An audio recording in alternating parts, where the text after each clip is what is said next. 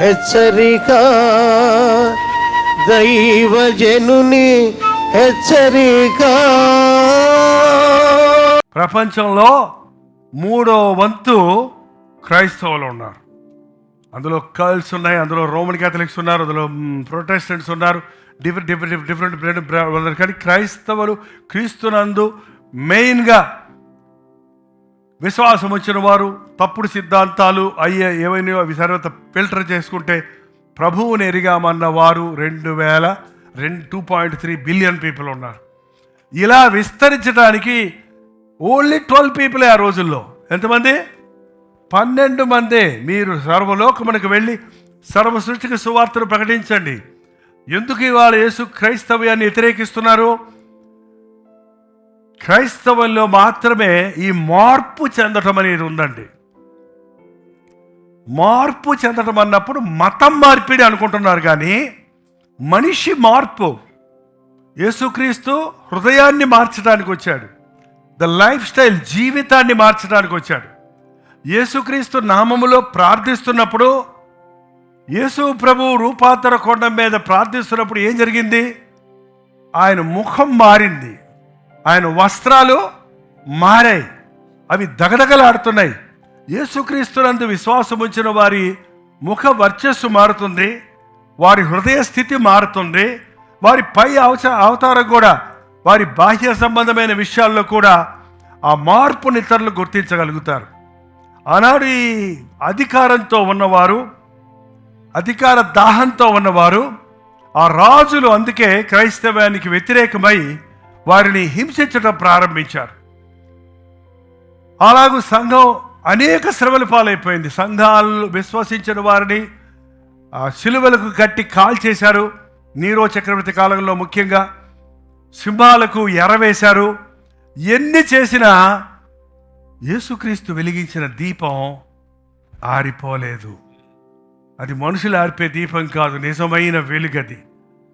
ఇన్ని సంవత్సరాల తర్వాత ఎన్నో రకాలుగా అపవాది లోకములు క్రైస్తవులను హింసించి, బాధించి, చెదరగొట్టి, హీనపరిచి, బానిసలుగా చేసి, చెరల్లో పెట్టి ఎన్ని విధాలుగా చేసినా కూడా ఇంకా క్రైస్తవ్యం అనేది విజృంభిస్తూ పోతూనే ఉంది. కారణం అది క్రీస్తు శరీరం. సంఘం అంటే క్రీస్తు యొక్క శరీరం. ఎవరైనా సరే, యూదుడో, గ్రీకుడో, తెలుగోడో, తమిళోడో, ఇప్పుడు మనం పెట్టుకోవచ్చు. ఏంటండి ఈ కులాలు మన దేశంలో కులాలు బోల్డ్ ఉన్నాయి. ఏ కులమో, ఏ జాతో, ఏ భాషో, ఏ దేశమో అయినప్పటికీ మనం క్రీస్తు రక్తంలో కడగబడినప్పుడు, ఒక బాప్తిజం పొందినప్పుడు మనందరము క్రీస్తు వారం అయ్యాము. ఒకే పాత్రలోనిది త్రాగబోతున్నాం, ఒకే రొట్టెలోనిది తినబోతున్నామంటే క్రీస్తులో మనం పాలిభాగస్తులుగా ఉన్నాము. సంఘం అనేది క్రీస్తు యొక్క శరీరము. శరీరంలో అవయవాలు ఎన్నో ఉన్నాయి లెక్కలేసుకుంటే, కానీ అవయవాలన్నీ శరీరంలోనే ఉన్నాయి. నేను చెయ్యని కాదని అక్కడే చూడండి. శరీరంలో దాన్ని కాదని పాదము చెప్పినంత మాత్రాన, పాదం వచ్చి నేను చెయ్యని కాదు కాబట్టి నేను శరీరంలో లేనంటే కుదురుద్దా?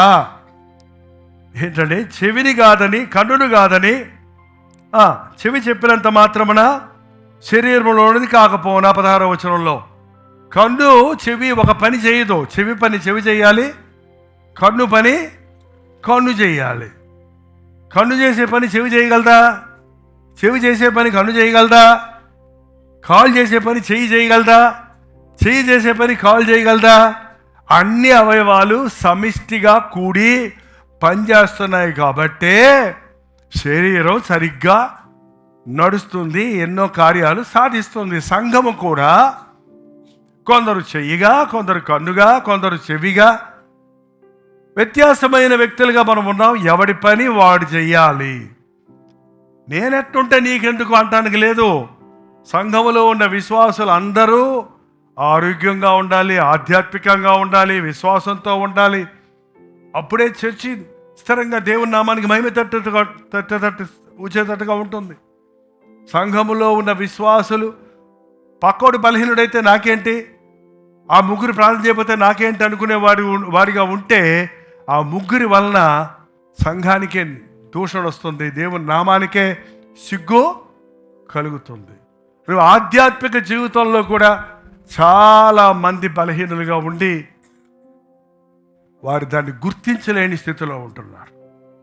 మనం ఒక బిల్డింగ్ లాగా ఉన్నాం, ఒక ఫ్యామిలీ లాగా ఉన్నాం, ఒక శరీరం. సంఘం అంటే చెప్పండి, శరీరం.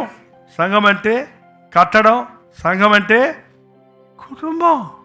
బలలో చేరిన మనం దేవుని కుటుంబంలో సభ్యులుగా ఉన్నామని, దేవుని చేతుల్లో పనిముట్లుగా ఉన్నామని, దేవుని యొక్క కట్టడముగా ఉన్నామని, దేవుని యొక్క శరీరం, క్రీస్తు యొక్క శరీరంగా ఉన్నామని మనం గుర్తించి నా ఇష్టం అనే మాటకు చోటు ఇవ్వకుండా దేవుని చిత్తం నా పట్ల నెరవేరాలని ఆశించాలి. అంతేకాక మనం విలువ పెట్టి కొనబడిన వారి కనుక చర్చిలో ఉన్న, ఇంటిలో ఉన్న, ఆఫీసులో ఉన్న, కాలేజీలో ఉన్న, ఈ ఊరిలో ఉన్న, ఆ ఊరిలో ఉన్న, నేను దేవుని సొత్తు అన్న సంగతి గుర్తుపెట్టుకోవాలి. మన దేహములతో, మన ఆత్మలతో ప్రభువును మహిమపరచాలి. అటు జీవితంలో ప్రభువు మనకిచ్చును గాక. ప్రార్థన. పరిశుద్ధుడా, నీకు వందనములయ్యా. నీ కుటుంబం అని పిలువబడే మేము, నీ శరీరంలోని భాగముగా ఉన్న మేము, మా దేహాలతో, మా ఆత్మలతో నిన్ను మహిమపరిచే జీవితాలు జీవించాలని మరోసారి నీ రక్తం ద్వారా మేము కడగబడి, మా మనస్సాక్షులు శుద్ధీకరించబడి నీతో నిబంధన చేసుకుంటున్నాము. నా మట్టుకైతే బ్రతుకుట క్రీస్తే. నేను ఇప్పుడు జీవించుచున్న జీవితము నన్ను ప్రేమించి నా కొరకు తాను అప్పగించుకున్న, అర్పించుకున్న క్రీస్తు కొరకు జీవిస్తానని ఒక నిబంధన చేసుకున్నట్టుకు సహాయం ఇచ్చాడు. నేను నా ఇంటి వారు యెహోవాని సేవించుతామని నిబంధన చేసుకొని మొదట మా ఇంటి వారందరినీ కొరకు సంపాదించటకు సహాయం ఇచ్చాడు. కట్టడాలు లేకపోయినా, ఆస్తిపాస్తులు లేకపోయినా నీవే మా ఆస్తి, నీవే మా దుర్గము, మా కోట, మా శైలము. నీ మీదనే ఆధారపడుతుండగా నీ చిన్న మందిరంలో నీ సన్నిధిని బలంగా మాకు దయచేస్తున్నందుకు వందనాలు. పరిశుద్ధాత్మని కార్యాలు మా అంతరంగాల్లో జరగలేమో. బయటికి వెళ్ళినప్పుడు, లోకంలోకి వెళ్ళినప్పుడు నీ సాక్షులుగా ఉండినట్లు విలువ పెట్టి కొనబడిన వారి మన సంగతిని గుర్తుపెట్టుకొని మంచి మనస్సాక్షిని కాపాడుకుంటూ లోక రక్షకుడమైన నిన్ను గురించి లోకానికి ఎరుకపరిచినట్లు పరిశుద్ధాత్మ శక్తిని అనుగ్రహించు. యేసు క్రీస్తు నామములో అడుగుచున్నాను తండ్రి, ఆమేన్.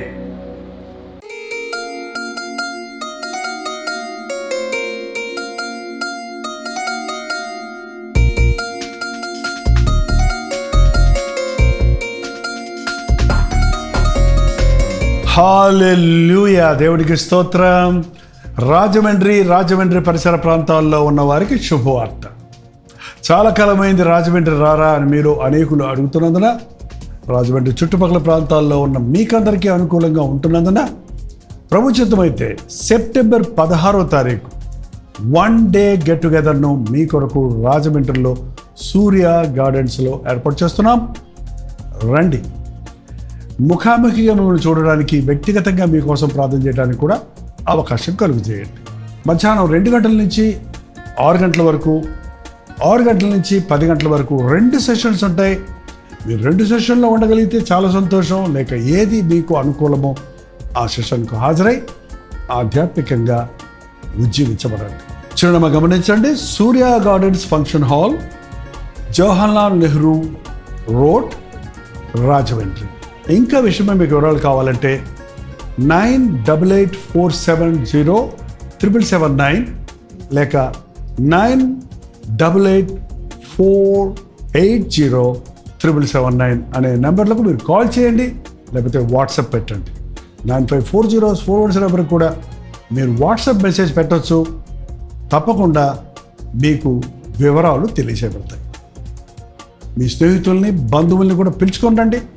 రాజమండ్రి పరిసర ప్రాంతాల్లో ఉన్న మీరందరూ వస్తారని ఎంతో ఆశతో ఎదురు చూస్తున్నాం. మనందరం కలిసి మన ప్రభునామాన్ని మహింపరుద్దాం. రండి, ఆశీర్వదించబడండి.